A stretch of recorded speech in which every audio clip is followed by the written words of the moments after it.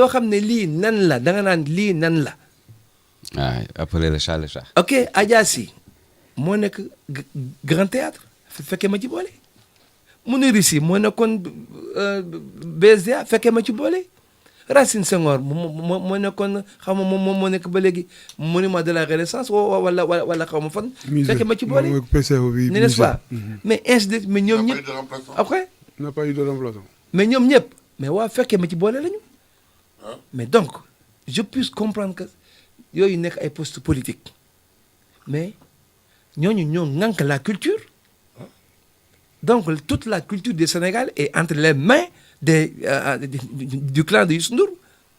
alors su ma defee loolu ñu ne Thione Seck dafa contre tu comprends dama wax naa ne fii ba émission bi jeex noonu laa koy jàppe benn par benn parce que boo gisee yu bari man du ma wax man dama weex donc dama weex donc et puis su ma diggante ak Youssou Ndour dafa sensible ça date de Mathusalem tu comprends am na benn moment ñu ne ma Youssou Ndour may na artistes yi temps ma ne 75 millions. su fekkee ne defu ko sans calcul daf ko def te yàlla tax yàlla dina ko fay mais li ma wax nii mais où est le mal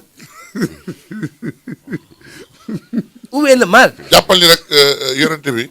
non non non il n'a pas l'unanimité. waaw non waaw d'accord xam naa ne que nul n'a le monopole de l'unanimité mais dama ne.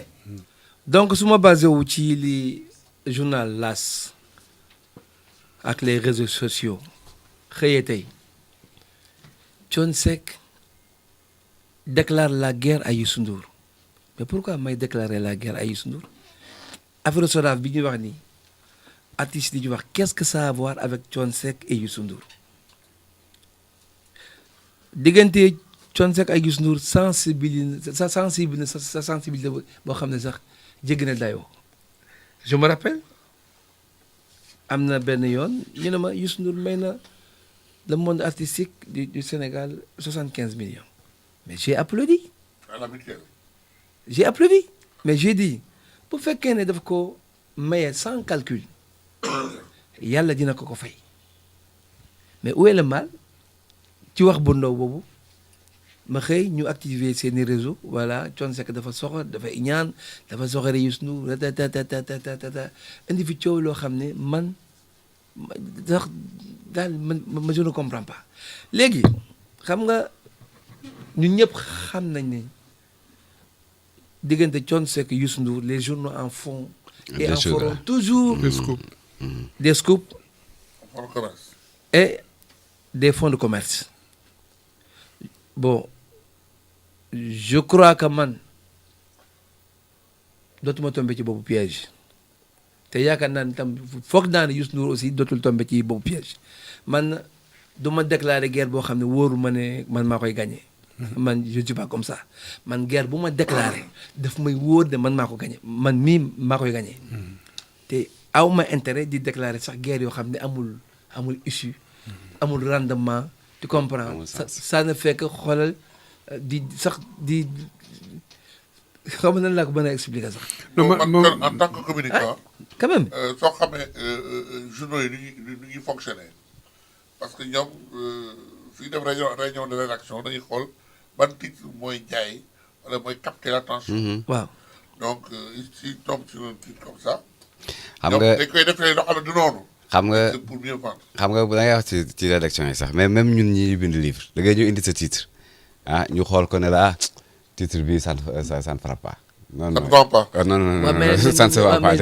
mais d'accord mais livre la mais bokkul kii nit ak nit la ñuy boole pour ñu mbëkkante. c'est dans le même but. waaw d'accord mais xoolal man objectif bi benn la rek. man je trouve ça indigne Youssou Ndour ne m'a rien fait defuma dara Youssou Ndour on parle de la SODAV. il est normal que tur Youssou Ndour di ci jib c'est normal parce que sërëm moo fa nekk te bu fa sërëm nekkee ci barke moom lañ ko fa tegee point barre il faut appeler les choses ba telles qu'elles sont je peux comprendre que ça puisse être un poste politique man je ne suis pas politicien tu comprends quand les gens disent que fekkee ma ci boole a eu sa part du gâteau comme disait le feu Sidy Lamine Niass bi ñu nommé Youssou Ndour ministre de la culture moom dafa titré ci journalam ne nommé pour se servir n'est-ce pas mais personne ne l'a attaqué mais loolu mu waxoon noonu mais nekk na et loo xam ne lii nan la da nga naan lii nan la. waaw appelé le chat le chat. ok Adja Sy moo nekk grand théâtre fekkee ma ci boole Mounirou Sy moo nekkoon BSDA fekkee ma ci boole Racine Senghor moo nekkoon xaw ma moom moo nekk ba léegi monument de la renaissance wala xaw ma fan. fekkee ma ci boole n'est-ce pas mais ainsi de mais ñoom ñëpp après.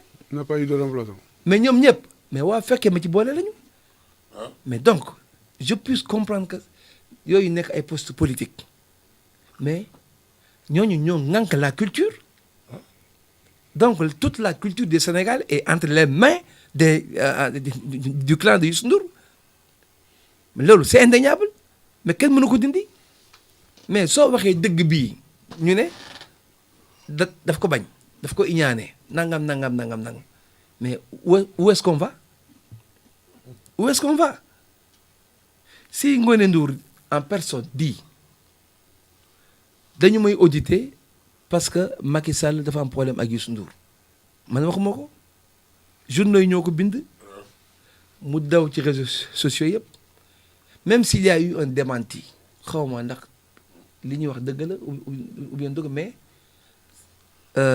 la balle était déjà tirée waaw léegi même Ngoné Ndour boobu moo ne moom dootul